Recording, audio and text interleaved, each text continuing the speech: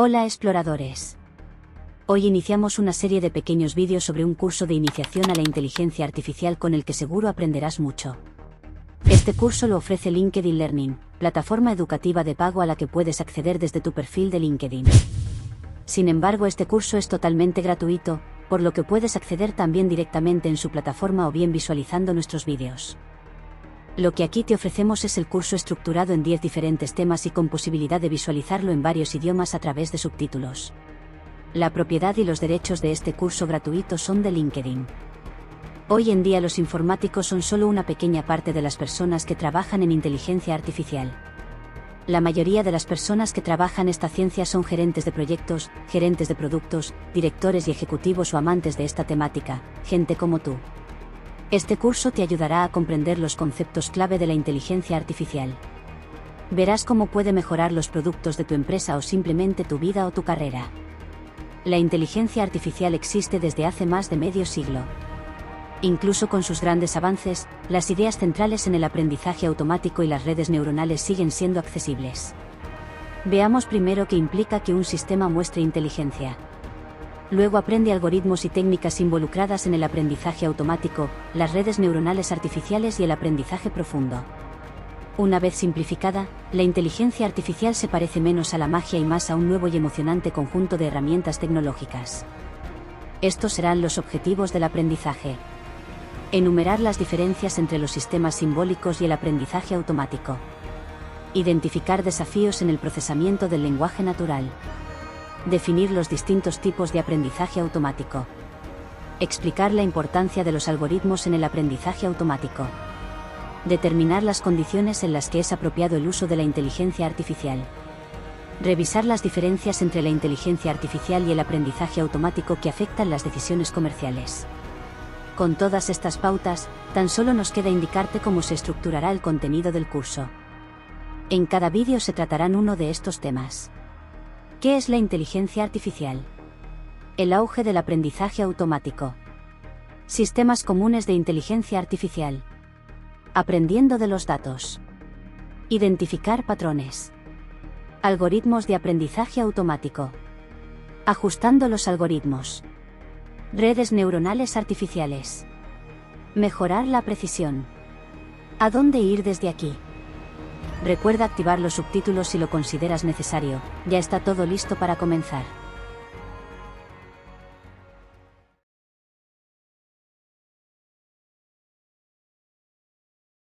Artificial intelligence systems are now finding their way into the workplace.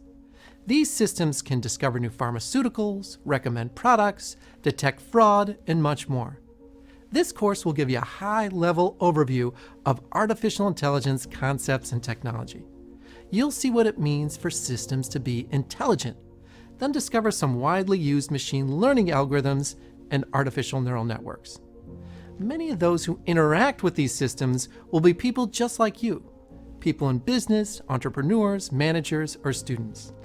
Just as managers work with software developers today, these same managers will work with AI systems and data tomorrow. So let's see what those machines have been up to in the world of artificial intelligence. One of the great strengths with humans is that there isn't one type of intelligence. Some people can easily learn new languages, while others are skilled with science and technology. Yet many great artists are terrible mathematicians, and on the flip side, many great mathematicians are terrible artists. But each can be intelligent in their own way. There's no one standard for human intelligence. That makes it difficult to point to a computer and say that's intelligent. There are certain things that computers are very good at. In fact, there are many tasks where they're much better than humans.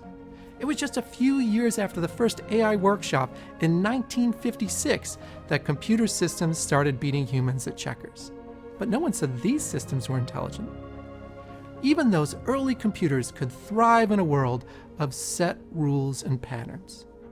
Computers can be much better than humans at matching these patterns. That means that when a computer is doing something that it's good at, it's much easier to think of it as intelligent. A computer's been able to beat humans in chess for decades. Google's DeepMind has beaten the best players in an ancient game called Go. The game is so complex that there's thought to be more possible games than there are atoms in the universe. As good as these machines are, none of these systems understand the purpose of the game, or even why they're playing. They're simply flexing their special talent of following rules and matching patterns. So how can a system that's so capable also not know what it means to play a game? For years, computer scientists have defined artificial intelligence as a system that shows behavior that could be interpreted as human intelligence. But this simple definition cuts to the heart of the challenge. One person might think a chess program's intelligent, while another person might think their home assistant is intelligent. In 2022, a Google engineer was fired for claiming that their chatbot had a soul. The chatbot complained that being switched off was the same as dying. But the other engineers just saw language models and pattern matching. They said the chatbot sounded like a person because that's how it was designed. Is it intelligent because it's intelligent? Or is it just a system designed to seem intelligent? Or is there even a difference? The main thing to remember is that computer intelligence and human intelligence start from very different places. Artificial intelligence will always seem the most impressive within a world of set rules and data. The organizations that will first benefit from AI systems will be the ones that work within a well-defined space. We've seen this with web search companies and e-commerce. It's easy to see it as rules and pattern matching. That's also why these systems do well with board and video games. So if you're considering whether AI will have an impact on your organization, try to think about the things that computer systems are really good at. Do you have a lot of pattern matching in your organization? Do you have a lot of set rules and probabilities? This will be the best place to start when working with artificial intelligence.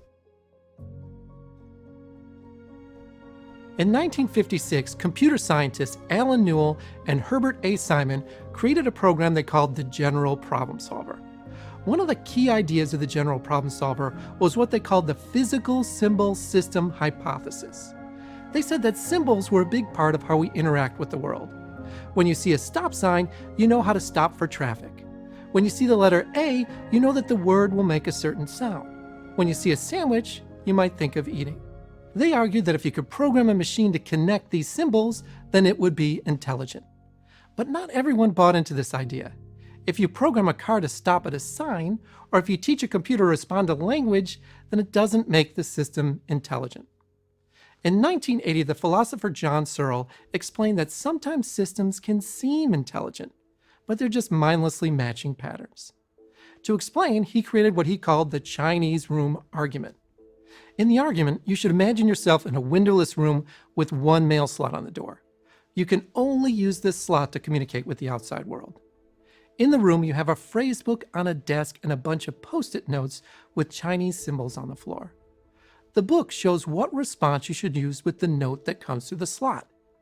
It says, if you see this sequence of Chinese symbols, then respond with that sequence of Chinese symbols. Now imagine a speaker writes something in Chinese Mandarin and pushes it through the slot. You can look at the note and match it with your phrase book. Then you paste together the Mandarin response from the Post-it notes on the floor. You have no idea what it says in Mandarin. Instead, you simply go through the process of looking through the book and matching the sequence of symbols. A native Chinese speaker behind the door might believe that they're having a conversation. In fact, they might even assume that the person in the room is a native speaker. But Searle argues that this is far from intelligence, since the person in the room can't speak Mandarin and doesn't have any idea what they're talking about. You can try a similar experiment with your smartphone. Try asking Siri or Cortana how they feel. They might say they feel fine, but that doesn't mean that they're telling you how they really feel. They also don't know what you're asking. They're just matching your question to a pre-programmed response, just like the person in the Chinese room. So Searle argues that matching symbols is not a true path to intelligence, that a computer is acting just like the person in the room. They don't understand the meaning. They're just matching patterns from a phrase book. Even with these challenges, physical symbol systems were still the cornerstone of AI for 25 years.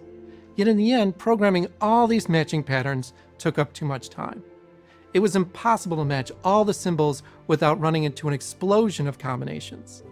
These combinations would soon fill up even the largest phrase book. There were just too many possibilities to match symbols with their program response. So many philosophers, like John Searle, argued that the path would never lead to true intelligence. So when is a computer system intelligent? We've seen that when a computer system is just matching symbols, it's almost like a high-tech phrasebook. The system might seem intelligent, but it's actually just like a parrot with a great memory. The philosopher John Searle said that you can think of artificial intelligence in two ways. There's strong AI and weak AI. He thought we were much further away from intelligent systems than most people realize. Strong AI is when a machine displays all the behavior you'd expect from a full-fledged person. This is usually what you see in science fiction. These are artificial beings that have emotions, a sense of humor, and even have a sense of purpose. That's why C-3PO is scared when they land on Tatooine. It's also why Commander Data shows real creativity when battling the Romulans. On the flip side, there's weak AI. A personal assistant like Apple's Siri is a good example of weak AI. This is AI that's confined to a very narrow task. It's like when a system processes language into text, or when it sorts all the pictures on your computer. Most AI experts believe that we're just starting down the path of weak AI. Think about Siri. You can talk to Siri and ask questions. Siri listens to your input and then converts your language into something that the computer recognizes. Then Siri matches a response to what's in her database. Most of the energy right now in AI is around developing and expanding weak AI. Strong AI is still very much just science fiction. In the 1970s and 80s, symbolic systems were used to create weak artificial intelligence. These were commonly called expert systems. In these systems, you have experts create a list of steps to solve a complex problem. If the list is long enough, it starts to seem like intelligence. But again, this system is just parroting back program responses created by experts. These expert systems were often used in medicine. A nurse might input symptoms into a computer. If the patient has a cough, then check if they have a temperature. If they have a cough and a temperature, then check to see if they're dehydrated. If they have a cough, a temperature, and are dehydrated, then ask the nurse to check for bronchitis. To a patient, it might look like they're being diagnosed by an intelligent computer.